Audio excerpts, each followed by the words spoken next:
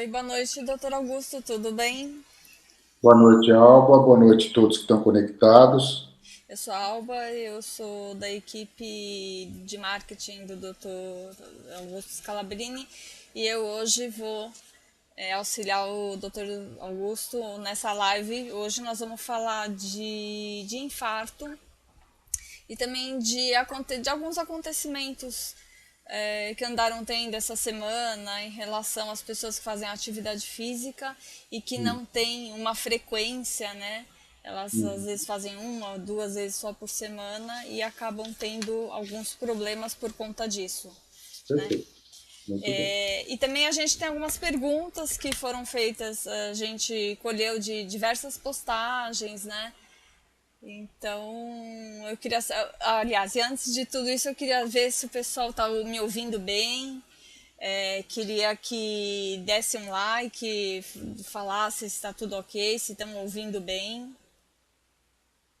antes da gente continuar. Então, vamos só esperar o pessoal falar que tá, que Está tá conseguindo ouvindo ouvir? bem.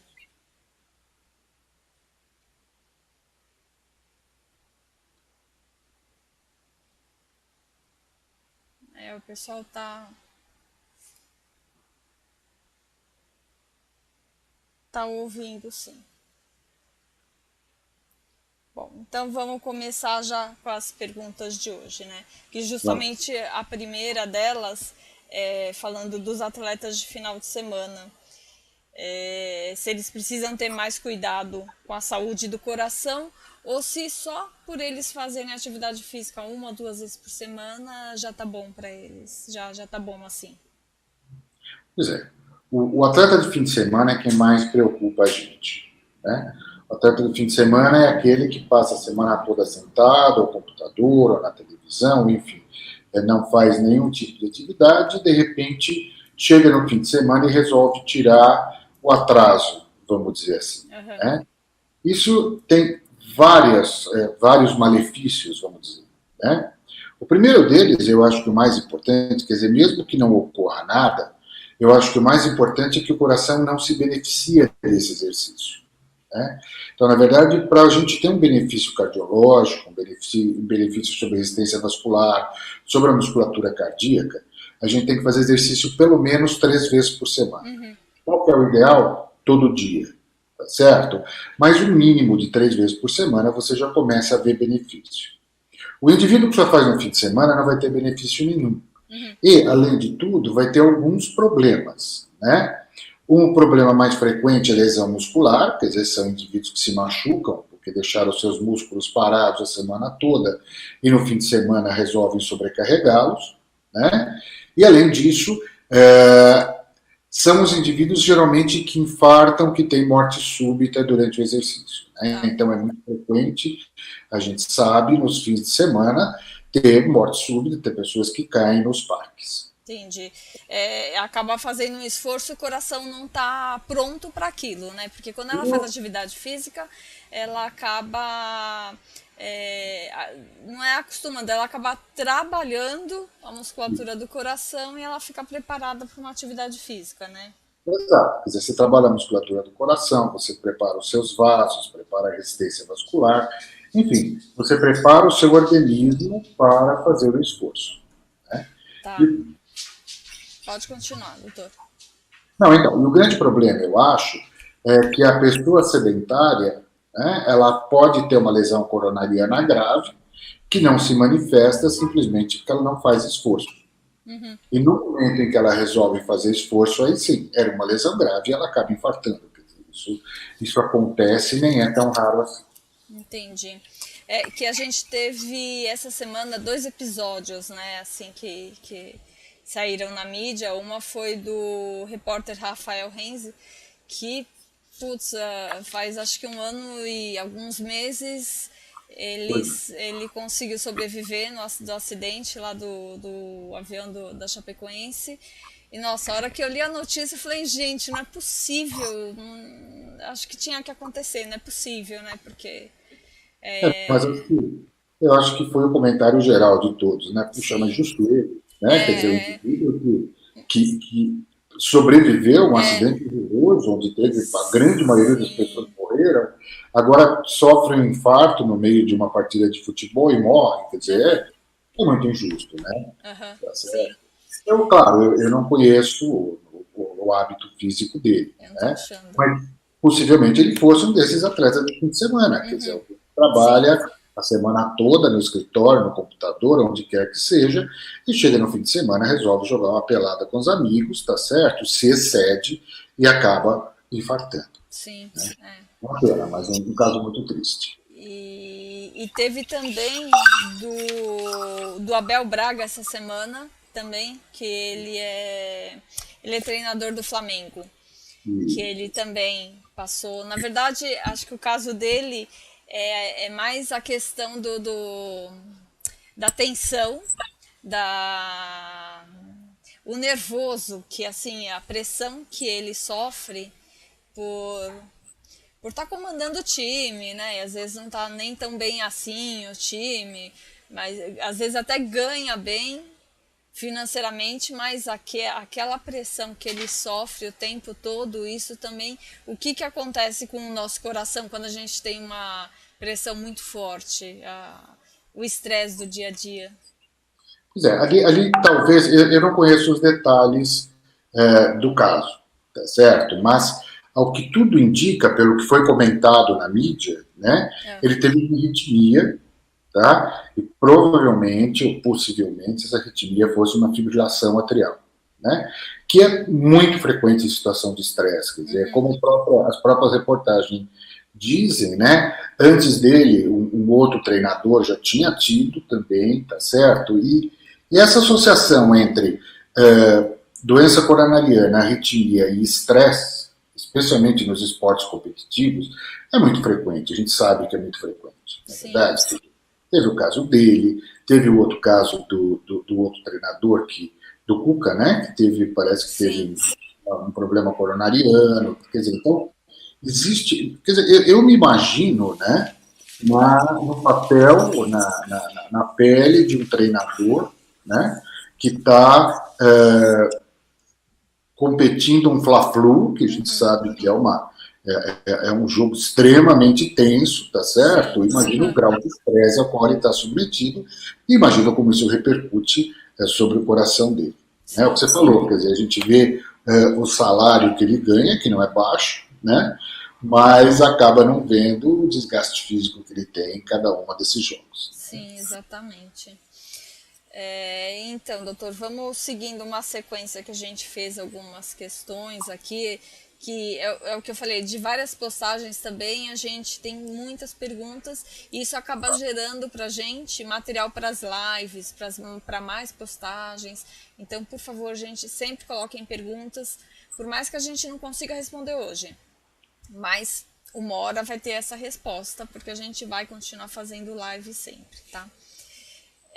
O que pode causar o infarto? Além desse estresse, né, que a gente acabou de falar. Então, o estresse, assim, não é o causador do infarto, ele é um desencadeante, Tá, né? O que é um pouco diferente, na verdade, tá certo? O que causa o infarto, na grande, grande, grande, grande maioria das vezes, é uma doença chamada aterosclerose. Então, tá, o que é aterosclerose? É o depósito de gordura nos vasos, tá? E essa gordura vai formando placas, como se fossem placas de ferrugem nos vasos e vai entupindo o vaso, inclusive a artéria coronária. Né? Isso acontece também em todos os vasos, na verdade. tá. Acontece na carótida, a pessoa pode ter um AVC, acontece na perna, a pessoa pode ter uma insuficiência vascular, enfim. Todos os vasos, mas na coronária é onde a repercussão acaba sendo muito grave. Né? Então, o que acontece? Imagine esta gordura sendo depositada e ela obstruindo cada vez mais progressivamente a luz do vaso, quer dizer, o espaço dentro do vaso, o espaço por onde o sangue circula. Agora imagina que por um fator, e esse fator pode ser estresse, pode ser fumo, pode ser, enfim, tem vários fatores, né? Imagina que esta placa se rompa, tá? E Tá. quando ela se rompe, ela expõe várias substâncias que são indutores de coagulação. E aí o sangue que está passando em contato com essas substâncias coagula, Aham. forma um coágulo, um trombo, né? E oclui o vaso. E isso é um infarto do miocárdio. Tá. Tá certo? Então, veja, estresse é um grande desencadeante. Aham. Alguns problemas metabólicos são grandes desencadeantes, tá certo? Por exemplo, a pessoa que tem problema de tireoide, hipertireoidismo, está mais sujeita Ah, a um é? infarto do que a pessoa que não tem hipertireoidismo, tá certo? E vai por aí afora, quer dizer, tem vários desencadeantes. Agora, o estresse, com certeza, é um desencadeante Tá. muito grande. Tanto o hipertiroidismo quanto o hipotiroidismo. O hipotireoidismo é um grande indutor de aterosclerose, né? Então, o indivíduo que tem hipotireoidismo, ele deposita muito mais gordura nos vasos do que a pessoa com tireoide normal. Ah, O entendi. hipertireoidismo, ele acelera o organismo de tal forma, né, que faz com que o coração não dê conta, faz com que a placa, ou Tá. ajuda a placa a se romper e a partir daí a pessoa infartar. Então, de formas diferentes, eles são complicadores, né? São Mas, complicadores. aham, São desencadeantes sob uma condução entendi, já pré-existente, né? entendi. Tem até uma questão, o senhor falou da aterosclerose, tem uma pessoa que perguntou, ele falou se ele tem aterosclerose, se é certeza que ele vai ter um infarto ou não, a chance dele é muito grande. É uma das perguntas aqui de um dos internautas. Então, veja, a pessoa que tem aterosclerose, que tem depósito de gordura dos vasos, com certeza é uma pessoa que está propensa a ter um infarto do miocárdio. Uhum. Sempre e nunca são palavras que não existem em medicina, É, né? certo? Não existe, quer dizer, não existe algo. A única coisa absolutamente certa na medicina é que decapitação mata, tá certo? O resto é chance alta e chance baixa. Entendi. Com Uhum. certeza, quem tem aterosclerose é o indivíduo que está em risco sofrer um infarto do miocárdio. Tá. Só tem um risco maior, né? Então, Claro, claro. tá. Uma outra pergunta, se as pessoas magras e jovens e crianças, se elas podem ter infarto e uma incidência, principalmente criança, né? Eu, na verdade, eu nunca ouvi. Jovem, eu já ouvi, e inclusive, completando aqui, também tem uma outra pergunta.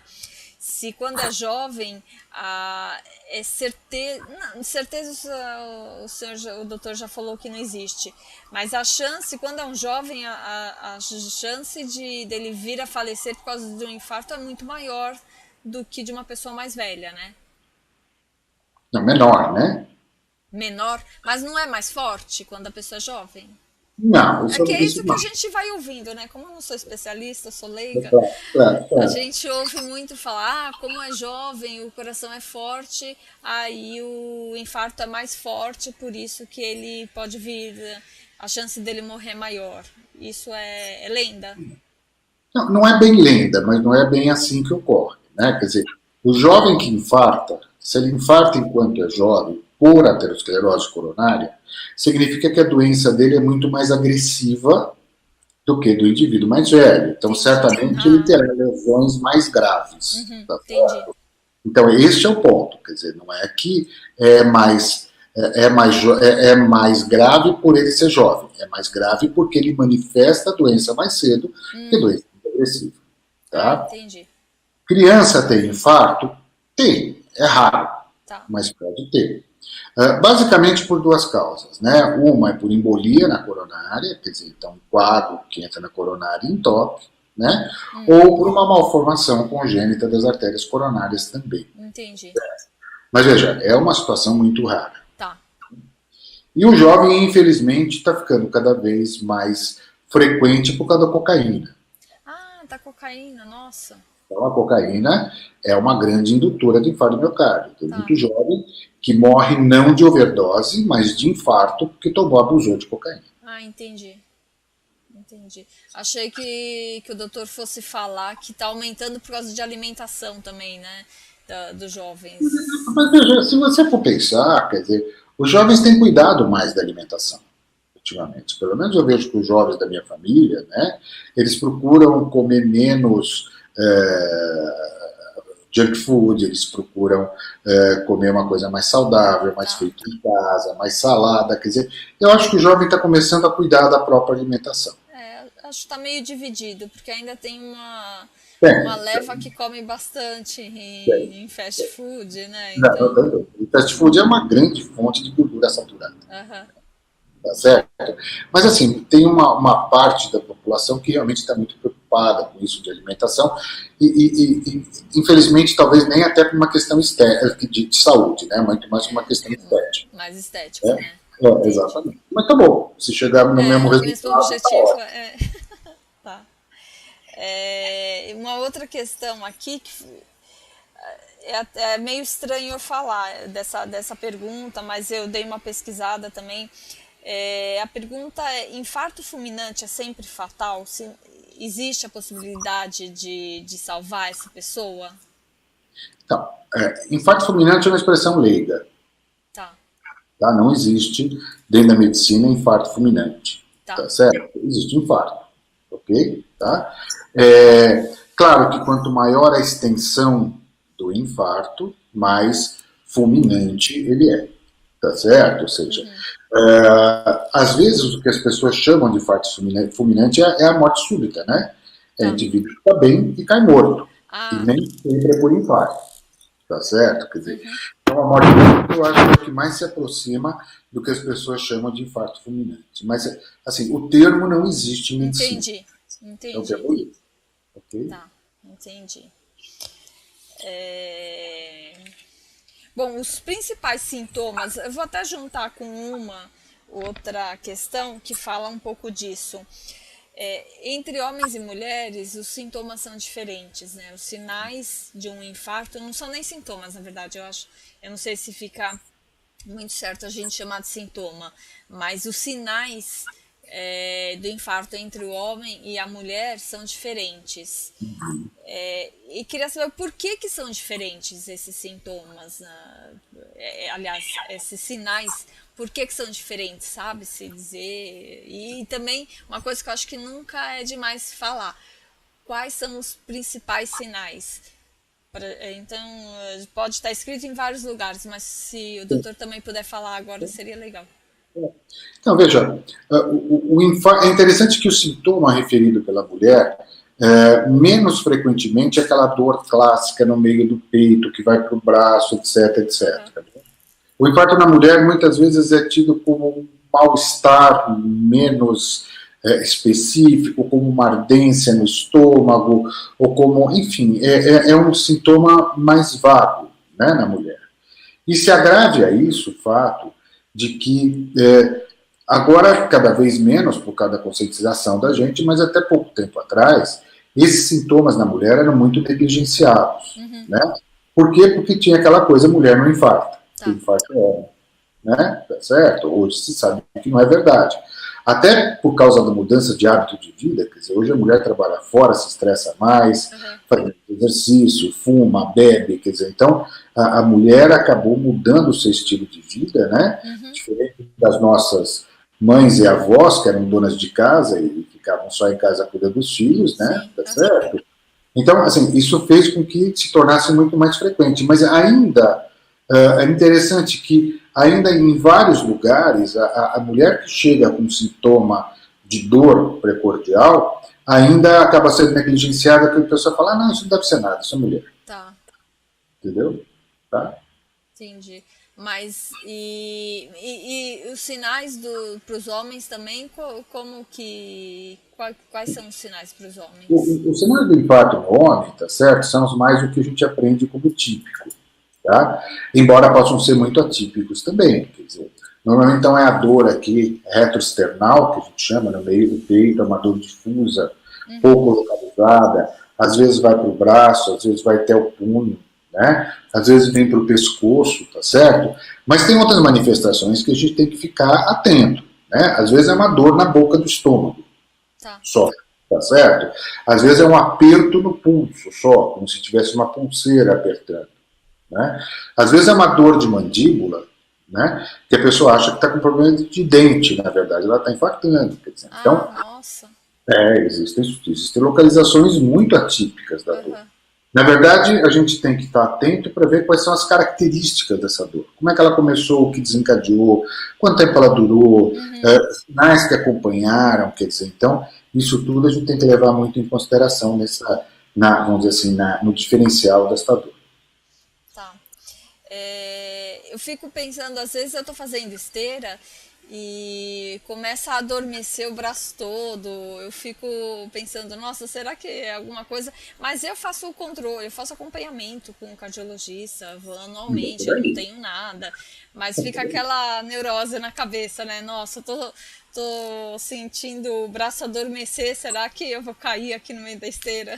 Vai A lá, mulher não, então a mulher raramente sente alguma coisa no braço quando claro. tá infartando ou não? Não, pode acontecer. Quer Pode dizer, veja, acontecer. o que eu quis dizer, né, não é que o sintoma na mulher é diferente, ele pode ser diferente. Tá. Tem muita mulher que tem sintoma clássico de infarto e que, sabe, assim, fácil de diagnosticar, né? Tá? E uma outra coisa que eu lembrei agora, uma vez eu vi quanto mais idoso, talvez sinta menos esses sinais e pode estar tendo um infarto também.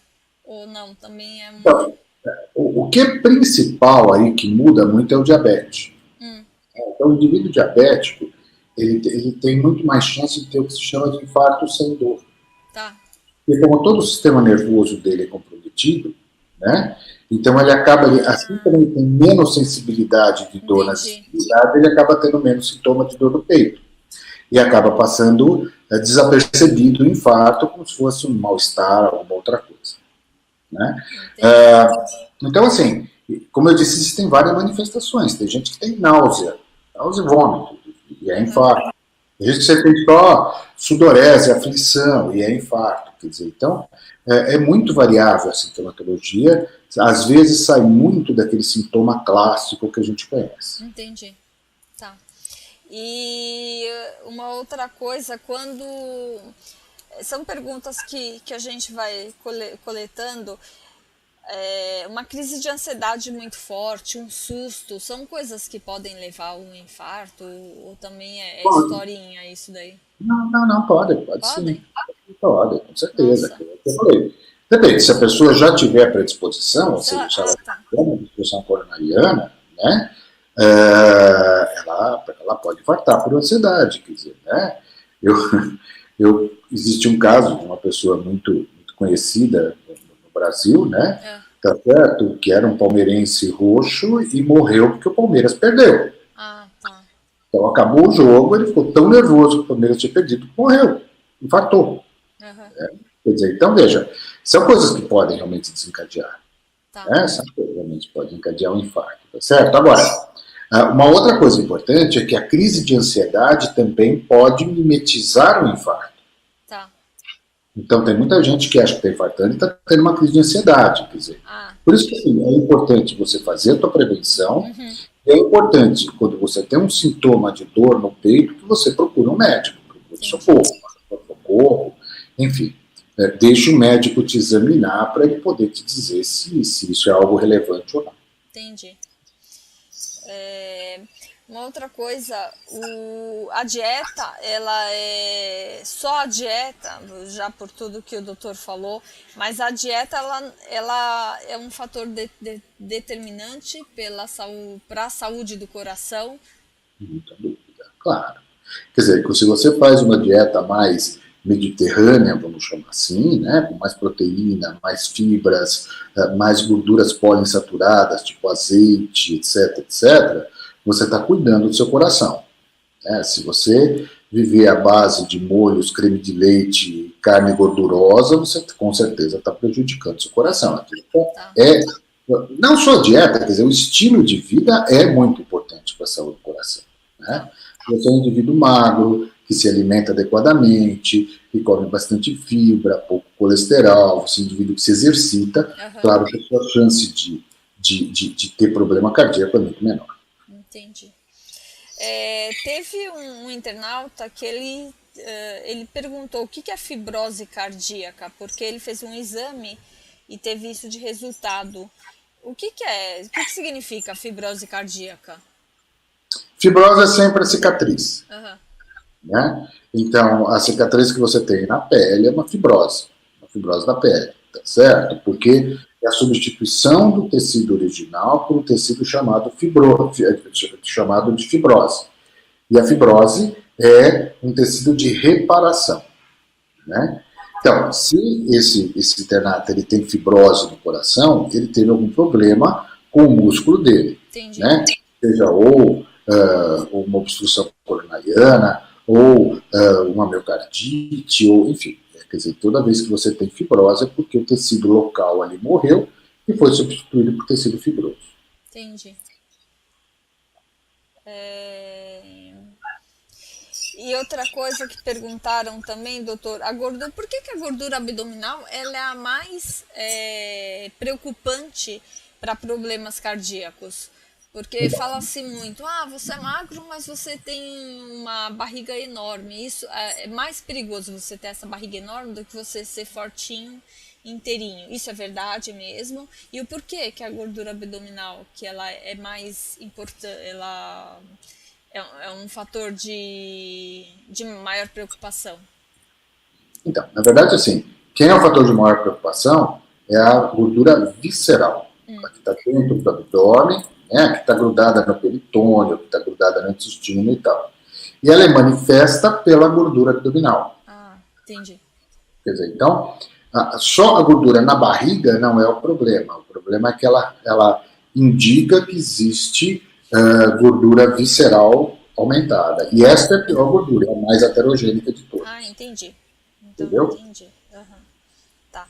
É, Outra coisa, o inchaço dos pés, ele indica algum problema no coração ou não? Assim, Pode, ele pode indicar algum problema no coração?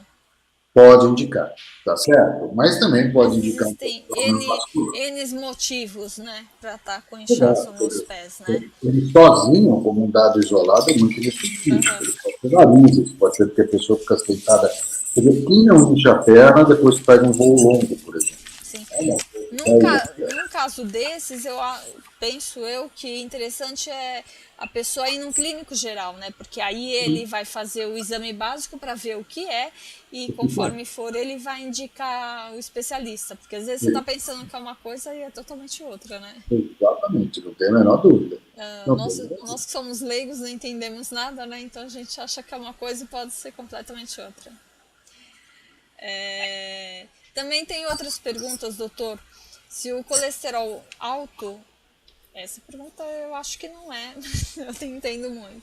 Colesterol alto é a mesma coisa que gordura no fígado. Essa foi a Dilcineia Figueira. Isso é pergunta do Facebook. Então veja, Dulcineia, é assim, quando você tem gordura acumulada no fígado, significa que você tem muita gordura nem metabolizada e que está circulando, entre elas o colesterol. Mas ali pode ter colesterol, pode ter triglicérides, pode ter outros lípidos, tá certo? De qualquer forma, sempre a gordura no fígado é um sinal de alerta de que você precisa diminuir a quantidade de gordura no teu sangue, tá? Tá. Como? Fazendo dieta, fazendo exercício, tá certo? Sempre a mesma coisa, quer dizer, estilo de vida, tá ok? Mas sim, a gordura no fígado, a gordura acumulada no fígado é um indicador de gorduras altas no sangue. Entendi. A Laís Silva, ela perguntou no Instagram com que frequência ela deve verificar o colesterol dela. Isso, então, assim, acho que com que frequência ela deve ir ao cardiologista. Exato. Quer dizer, a questão não é checar o colesterol, é ir ao seu cardiologista fazer um exame cardiológico que inclui a dosagem de colesterol. Veja, o nome dela qual que é? Laís Silva. Então, Laís, veja, depende da tua faixa etária, tá certo? Se você é um indivíduo muito jovem, se você é uma pessoa muito jovem, anual está mais do que bom, certo? Se você é uma pessoa de mais idade, acima dos 40, é mais de uma vez por ano que você tem que checar e ir ao seu cardiologista e fazer o seu check-up, né? Em média, eu diria assim, anual, para quem é saudável, né? Um check-up anual está mais do que bom. Agora, se você tem uma idade mais avançada, com certeza você deve ir mais vezes. 50 anos, eu já devo ir, então, mais de uma vez ao ano, doutor? Sim, senhora, dona Alba. É isso mesmo. Então, tô devendo, porque eu acho que agora vai completar um ano já que eu fui. É sempre assim. A Natália Souza, ela perguntou se ela pode. Bom, anteriormente o doutor já falou ela perguntou se ela consegue controlar o colesterol com as mudanças de estilo ao invés da medicação. Porque aqui, pelo que ela está falando, acredito que o médico deva ter receitado a medicação, mas ela não quer tomar. Ela está querendo saber se só pelo estilo de vida ela vai conseguir controlar o colesterol dela. Então, Natália, não é impossível, mas é complicado. O colesterol é uma gordura. O colesterol você tem que entender que não representa só a sua dieta. Ele representa também a capacidade do seu organismo de metabolizar o colesterol que você come. Né? Então, se o seu colesterol é alto, é muito provável, ou muito possível, que você tenha menos receptores que metabolizam o colesterol no fígado. Uhum. E, portanto, ele vai acumular. Né? Então, mas eu posso tentar? Pode tentar, claro que sim.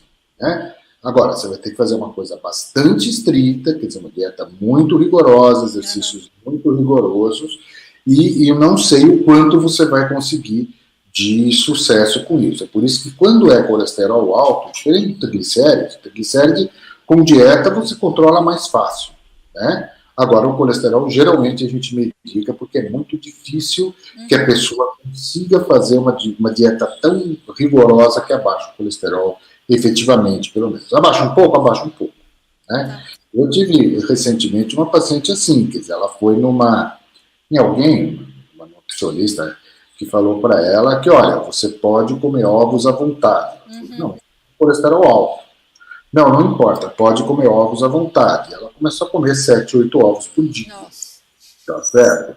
Ela chegou com 300 de colesterol no consultório. Eu falei, corta os ovos, né? Uhum. Dali a 2 meses nós medimos, o colesterol estava normal, foi Tá. normalizado. Então, mas veja, aí ela tinha uma ingesta muito Muito. fora Uhum. do normal. Né? Quem aumenta colesterol com uma ingesta normal, é muito possível que tenha esse problema metabólico. Não Entendi. metaboliza direito. E a partir daí a medicação acaba sendo a melhor forma. É porque tem muita gente que não quer tomar. Eu ouço bastante gente, até familiar meu, falando que lê muito, que não adianta nada, que não. Eu conheço bastante gente que não quer tomar medicação para colesterol. Pois é, não é verdade que não adianta nada, adianta e muito, tá certo? E essas medicações atualmente para baixar o colesterol, elas também têm um efeito benéfico sobre o vaso, É. né? Ela estabiliza o endotélio vascular, quer dizer, ela faz com que o acidente coronariano ou acidente vascular seja menos provável, tá certo? Uhum. E assim, e elas têm muito menos efeitos colaterais do que os que tinham anteriormente. Tá. Antigamente tinha muito efeito colateral. Mas atualmente é bem menos, porque são drogas muito seguras. Né? Entendi. Eu acho interessante as pessoas que falam assim, eu não quero tomar porque eu vou ficar dependente do remédio. Né? Uhum. Isso não é verdade. Quer dizer, se ela tem que tomar o remédio é porque ela já é dependente dele. Sim, sim. Tá certo? Isso vale para os psicotrópicos. Que tem Uhum. pessoa que começa a tomar remédio para dormir e fica dependente do remédio para dormir. É outra coisa. Agora, Sim, remédio para diabetes, remédio para colesterol, se você tem que tomar, é porque você já precisava tomar e sim. essas coisas não curam, elas controlam. Né? Entendi. Tá. Uma outra pessoa chamada The Design, é o nome dela no Instagram. Não, essa daqui é aquela da aterosclerose que eu Tá. falei quando que eu juntei, que se era certeza que ele ia ter o infarto ou não. Tá Então bom. já esquece que não é Ok, certeza. ok. Agora no YouTube também tinha umas perguntas. Quando a pessoa quando a pessoa tem muita gordura circulando no sangue, é possível que ela seja reduzida somente a mesma coisa, com a dieta e os exercícios. Já é a mesma coisa que a gente Geralmente, estava falando. geralmente você tem que fazer dieta, exercício e medicação. Né? É, porque na verdade eu também, quando eu comecei a ir ao cardiologista, era pouquinho, meu colesterol era um pouquinho mais alto. Ele falou: ó, vamos tentar só mudar a dieta, mas acabou não adiantando, tem que tomar medicamento, não tem jeito. Exatamente, é isso aí. É isso aí. Minha mãe está. Isso daqui é a Penha Félix. Minha mãe está com 82 anos, ela corre risco em realizar angioplastia? Então, veja, 82 anos atualmente é muito vago. Né? Eu conheço pessoas de 90 que fazem exercício todo dia, que correm, certo? Eu conheço pessoas de 60 que estão muito envelhecidas. Né? De qualquer forma, veja, cada procedimento que a gente faz em medicina, todo procedimento tem risco. Quer dizer, cortar unha tem risco. Né? Você pode cortar a unha e perder a mão. Né? Porque infecta, infecciona aquilo e acaba gangrenando a mão. Você tem que cortar. Existe a possibilidade? Existe, só que é remota. Remota. Então, cada vez que a gente dá um remédio ou cada vez que a gente indica o procedimento, nós estamos pesando o risco-benefício. E a gente só vai fazer o procedimento quando o benefício é maior que o risco. Então, assim, não consigo te responder se tua mãe tem um risco alto, médio ou baixo para o cateterismo. Vai depender da condição física dela. Sim, teria Mas, avaliar. claro, se o médico indicou o cateterismo, provavelmente ele está considerando que o risco de não fazer é maior do que o risco de fazer. Entendi. Tá. A Neide Paula Salles. Sinto muitas tonturas, fraqueza nas pernas, formigando às vezes, dormência. Nossa, o que pode ser?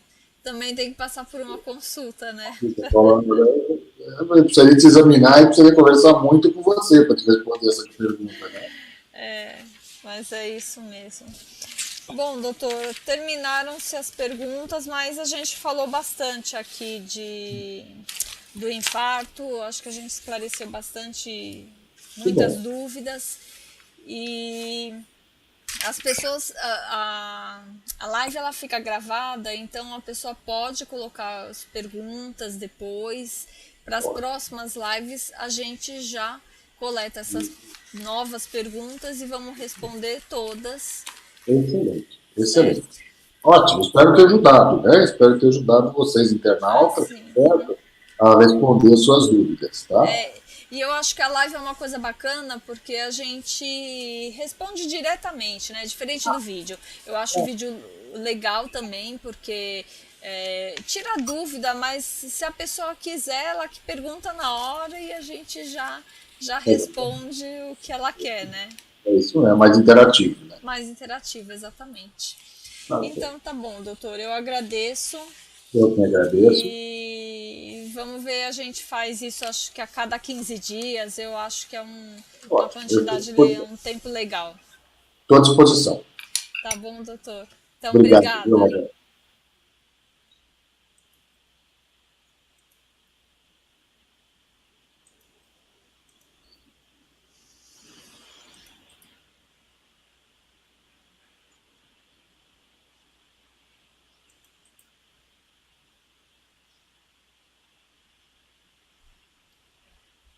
Pronto, doutor. Boa.